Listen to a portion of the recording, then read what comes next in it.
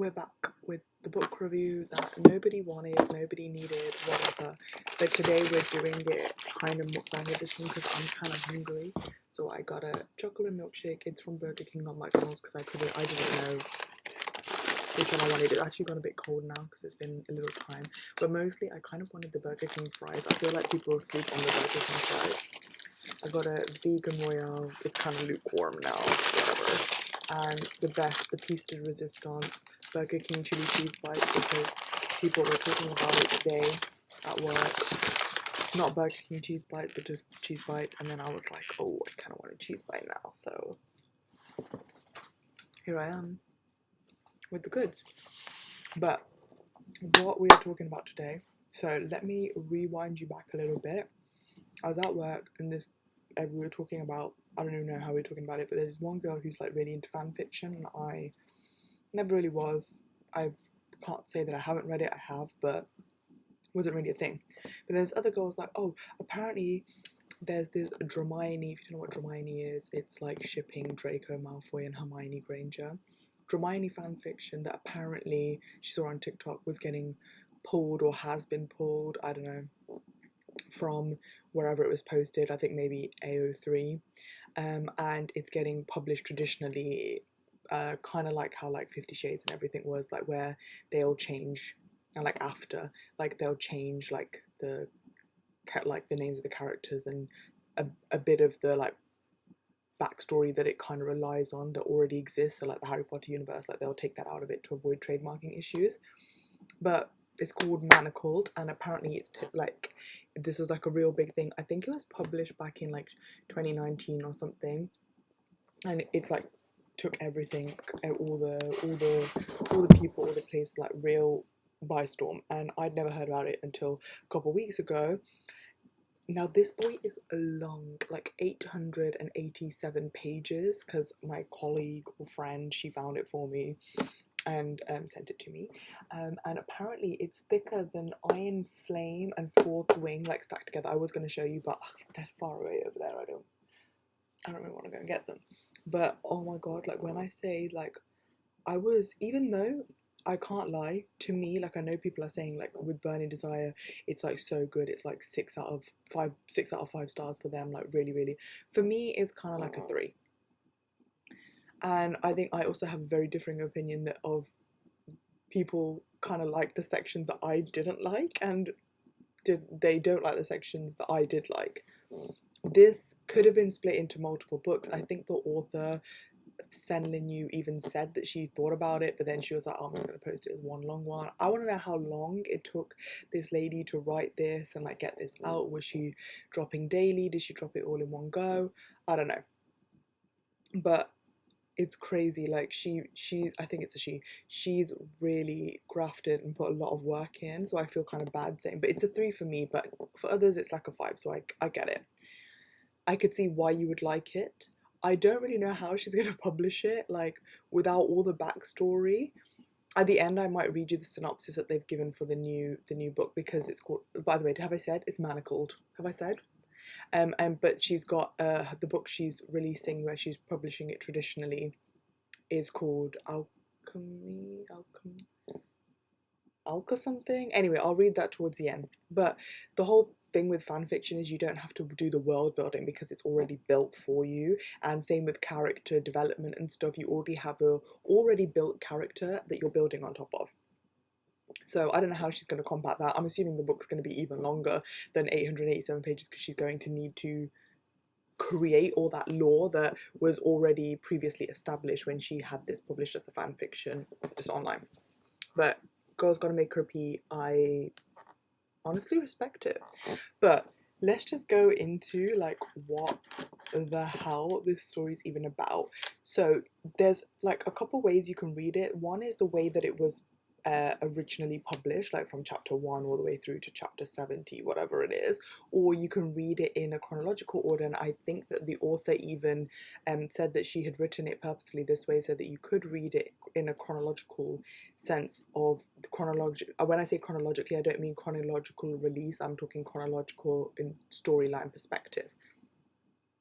So those are the two ways. I read it the way that it was PDF'd, so that was how it was released, so chapter by chapter, so 1 all the way through to 70 something. But I think I genuinely probably would have preferred to read it chronologically from a timeline perspective, and I believe there's a Tumblr post out there somewhere that shows you how you can read it like that, and maybe even a TikTok. I don't know. I didn't see it on TikTok. I was just doing a quick Google search and I saw the Tumblr thing come up. So there's that. If I remember, maybe I'll link it, maybe I won't. I always forget. We'll see. But I'll also like link some other places that I like looked at some, I don't know, or you could just read it, I don't know. Or you could wait for the new one and read it without the whole like, I'm not even eating my fries. Without the whole, how am I supposed to talk while I'm eating? I didn't really think this through, did I? Anyway, yeah, so the whole concept is, starting from the beginning, obviously this is spoilers, but it's so long that I won't be able to tell you everything anyway, so even if I give you the general gist of the story, you probably will still need to read it if you really want to know what's going on.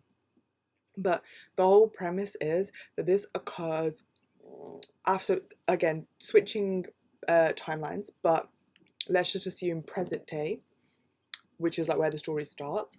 The concept is that the war is did not finish like it did in the original Harry Potter universe, so this is an alternate universe, where I can't speak. Voldemort is technically winning the war, and the Order is being quashed. They're not in school anymore. The Order is not quashed, but it still exists, but they're like trying to fight back and they're not doing a great job. And I've also should have said like the number of trigger warnings that this I'm not even gonna say them all, but there's a whole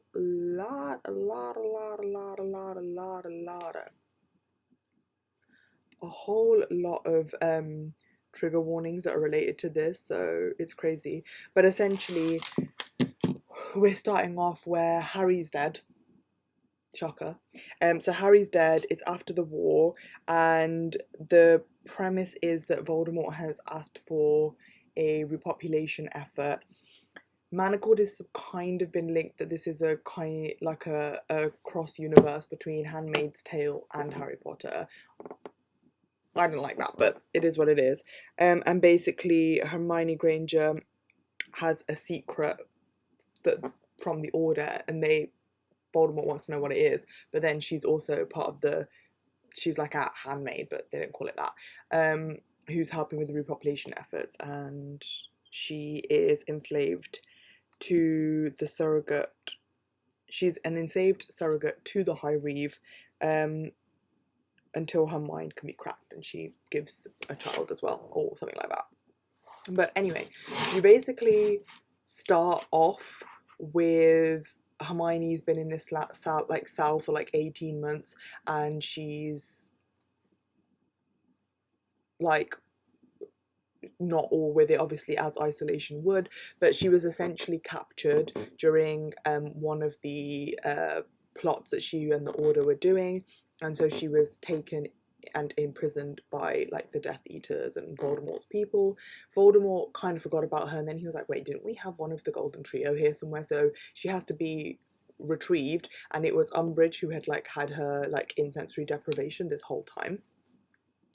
And essentially Hermione has locked away all her memories, and even I can never say this word, but legilimency, the Legionellen peoples can't get it, but they know that she has a secret and she's keeping it hidden, and Voldemort wants to know what it is because he needs to know what's going on, even though like basically the whole of the Order is dead. So he's like, I need to quash them all. So he does all of that. The healer examines her and basically tells her that Hermione like shouldn't be tortured because they won't come out, like they'll return by themselves. But what will make him even faster to get is if there's a magical pregnancy, and so she's enrolled into this repopulation program. Now this is kind of goes against the whole the whole point of like what Voldemort's thing is, like the whole thing about being purebloods and stuff. But she's part of the repopulation program because there's been a decline and he wants more babies. I don't know. So she's going to be in that program, and so she's basically like a handmaid, and she's given to someone basically. So Voldemort mandates like all these slavery things to happen. Then what happens? Anyway, but he still wants Hermione's secret, so Voldemort has to assign her to someone that can get the secrets. So that's what he does. He assigns her to the High Reeve. Who's the High Reeve? Draco Malfoy. Of course he is. And then I don't want to like delve too deep into like how that's going, but like the first part of the book is basically centered around the fact that she's now at Malfoy Manor and she's part of this. This part of the story is very heavily, for me, Handmaid's Tale-esque, and it's like her, like them trying to impregnate her, but then all these other horrible things are also happening to her at the same time. Again, I told you, you'll have to read the books. There's some like crazy things that are happening, and again, Draco and Voldemort are trying to like get the secrets out of her, but it's like all like she's not really like letting it out. Spoiler alert, she does get pregnant at some point, but then we get this whole thing where she like kind of is remembering, because obviously now she's pregnant, she is remembering the thing that she'd hidden, because even she didn't remember it.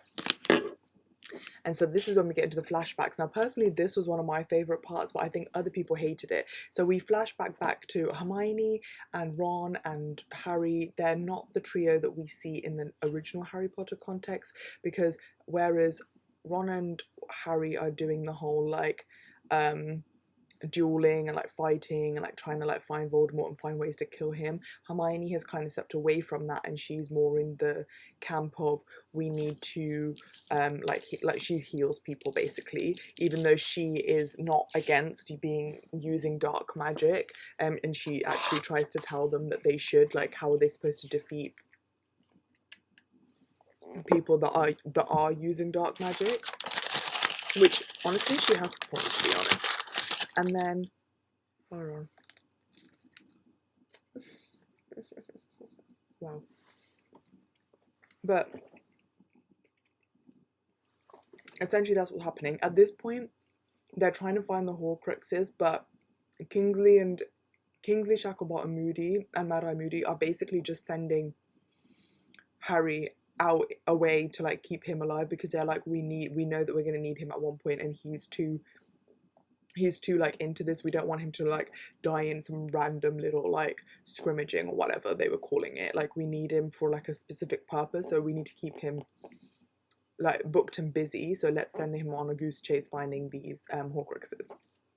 So that's what's happening there. But Hermione pretty much stays back at the safe house in Grimmauld Place, and she's just like a really talented healer, and she's like working with Snape and stuff like that. Snape is still double agent, so he's doing the whole thing. Then we find out that there's another member of the Death Eaters and the Dark Lords, like close people, that is willing to essentially be a traitor or like be easily swayed, but they need Hermione's help to do that. And she's like, what the hell, like, I'm not even in the field. And then they're like, no, we need this. And then who is it? It's flipping Draco Malfoy. Draco Malfoy is doing all of this because his mum was tortured by Voldemort, but she kept it a secret from Lucius. So Lucius doesn't know this, by the way.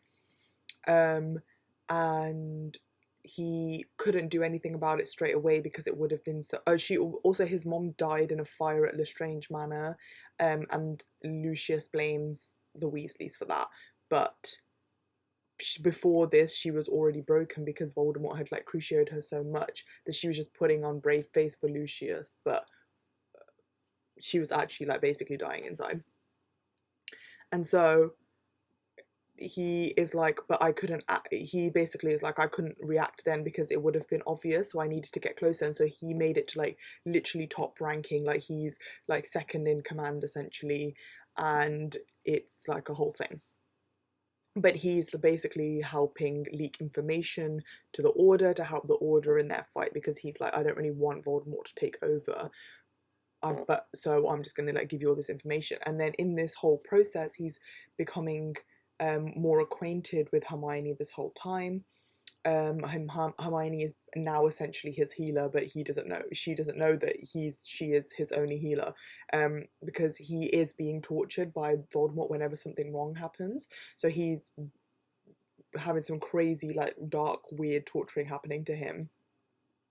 And then he's teaching Hermione how to duel because she never learned how to do it, so she feels a bit like useless. So he's like, okay, I'll help you. But then in this whole time they're getting closer, and they actually like basically fall in love at some point. Also, I should mention,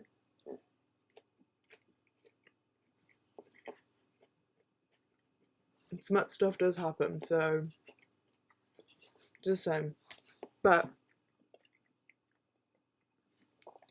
he's made an unbreakable vow to Hermione to say like, okay, I will never try to take over from the Dark Lord, and I will not try to like interfere, like get in the way of the Order like overpowering. But anyway, a whole bunch of stuff happens where like Ron gets caught, and then they, like by the Death Eaters, and they have to try and get him back, and then he's getting injured and la la la. And then eventually what happens is that Hermione is going to go like Hermione gets pulled into it is basically when Ron got captured, it was a trap, and so they capture people, but Draco saves them. But then they do another thing and they fall into another trap. And then when they fall into the trap, they're basically not all of them, but all of the people that were in the field, all of the Order that were in the field. I feel I'm not explaining this properly, but all of the Order that were in the field, they get captured. Luckily for Hermione, Draco's there, so Draco takes her away, but she's like, no. Oh, I forgot to say. Oh, it just clocked me. Basically, they're going to attack Hogwarts because Hogwarts is being used as a prison. So then they get there, and they're doing that, and this is when Hermione and Harry finally figure out that Harry is a Horcrux and that he's basically going to have to die. And so he's getting ready to die. And then she's like, oh, well, wait, sis, I forgot to tell you. And then he's like, what? And then he's like, Ginny's pregnant. And she's been in hiding because she thought we were going to win the war and then tell you then. But now you're about to go and die. And he's like, I need you to take care of Ginny and my son. I don't think he knew it was a son at the time. But the baby. But then they all get captured, like I said, not Hermione, because she's apparated away by Draco. And then she says to Draco, no, you made a vow to me. We need to go and save Ginny. So then he goes and he's like, okay, we're going to go and get Ginny from the safe house. They get to the safe house. They've already taken Ginny. They found her. Sorry, 1 second.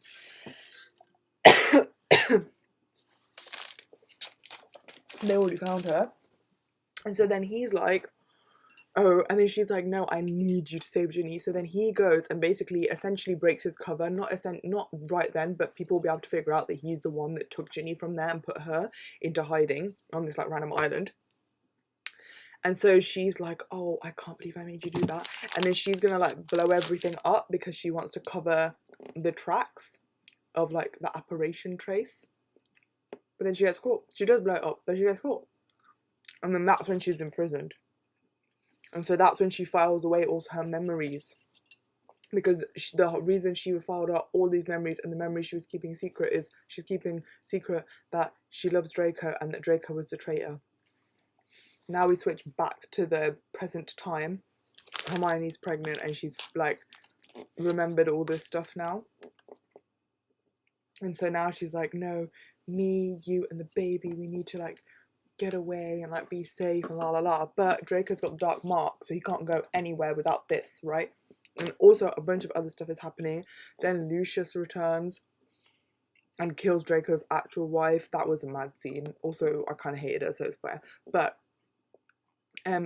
Lucius has been tasked with finding the last member of the Order and who destroyed the last Horcrux. The last Horcrux was destroyed by Hermione, I think. But the last member of the Order, the traitor, it was Draco. So he's like has to basically kill his son, but he doesn't know this yet. Anyway, a bunch of stuff is happening.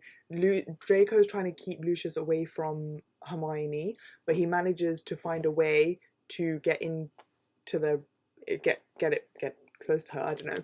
And then he starts trying to get the information out of Hermione by using Legimelons, but or however you say it. But he's not good at it, so he's not doing a very good job. And she's trying her best this whole time to hide that she and Draco, like, or the whole Draco thing. But then she's like, oh, actually, forget it, I'll just tell you. So she tells him everything, like down to the stuff that he didn't know about Narcissa being tortured by Voldemort and all of this. And this, by the way, this whole time, she's like, whatever. And then Lucius is like, no, I don't believe this. And then Draco comes and like ties Lucius up. In the very cage that his mum was tied up in by Voldemort. Anyway, and then he's like, whatever, and then they're basically talking about running away and everything, but the Dark Mark business, and they were like, Hermione's been doing research, obviously she's been reading, she's been going library gal, and they need Phoenix Tears. Guess who happens to have a lot of Phoenix Tears? Lucius. And he's like, I have Phoenix Tears, we pass it down in the family, blah, blah, but I'm not going to help you, no. But they're like, this is your heir, you're going to help him. And especially because of everything that happened. And so, that's what's going to happen. Hermione has to cut off Draco's arm, I'm sorry. And then do some next magic business, right? And Phoenix Tears to neutralise the power. And then also, the reason we need to... did I say Snape died? Of course, he did at some point. But Snape was... You needed 2 Death Eaters to remove the manacles that were on Hermione that stopped her from doing the power thing that she needed to do. So, Lucius and Draco, now, because Lucius is kind of on side, to save his son, does the power thing to remove the manacles. So then she could chop off Draco's arm, do the magic that she needs to do. And then they're gonna leave, and then Lucius is basically going to self-exit in the same way that his wife did with the fire thing, although his wife did self-exit, but it was a fire charm that went wrong.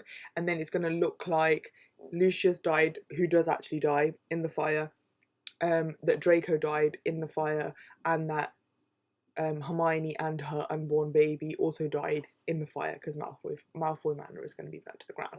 And then that's what happens basically. And then them two jet off. They're going to the island where they've got Ginny. Ginny's had a son named James.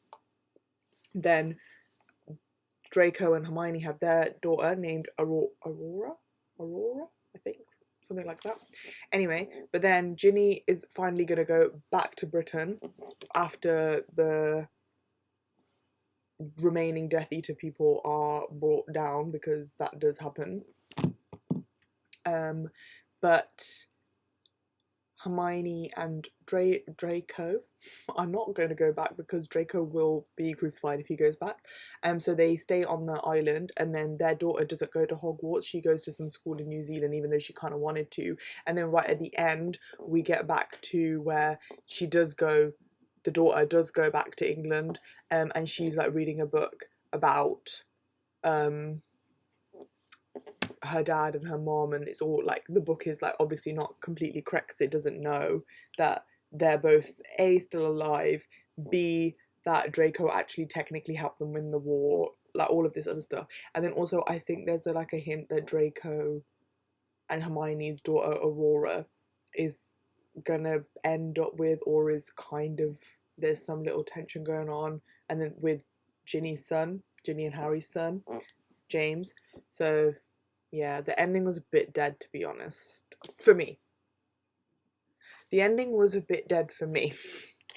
Not the ending was dead because I feel a bit bad saying that, but yeah, If I can see what the summary is of the new book, Manacled. Manacled. Oh, here we go.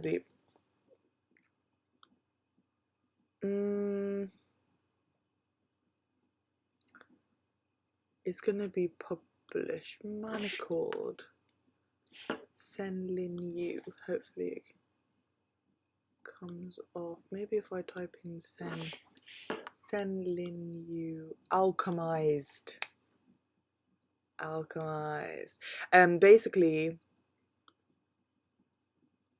it's about, where is it?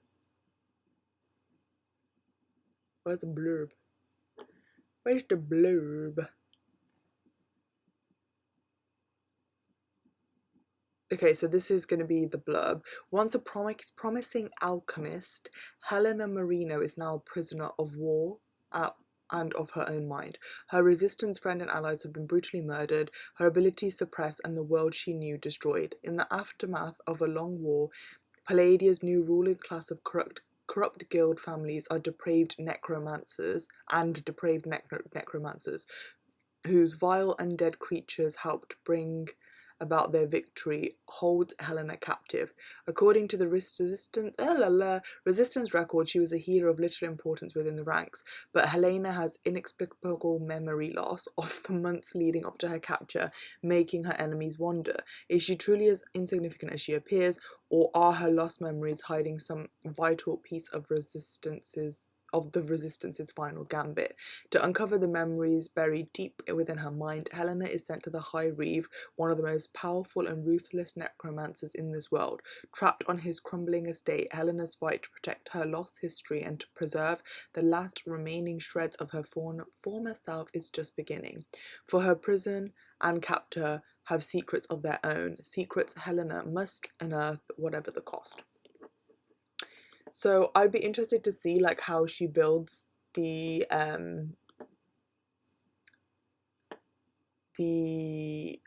what do you call it, the world for this, because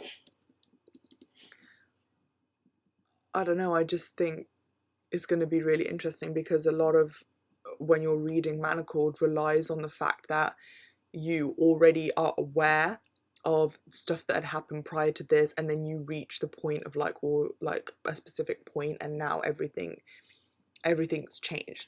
But yeah, they're definitely bringing the whole like enemies to lovers kind of thing, and then kind of like friends to lovers, but then, and obviously they're portraying Draco as the typical like bad boy, but kind of like ice prince, like whatever. But yeah, so for me it's a 3, but it's still good. You know, I barely ate. You guys, I mean, not that anybody wanted to see me eat, but I barely ate while I was doing this. But anyway, that's Manacled. So if you want to read it, maybe you can find a copy, or maybe you should just wait until Alchemized comes out so that you can read it that way. But I basically just told you the plot in like a really, really, really brief way, like without giving like full details about like what actually happens. Anyway, I'm gonna go and watch Maths now. Maths Australia, because it's better. Bye.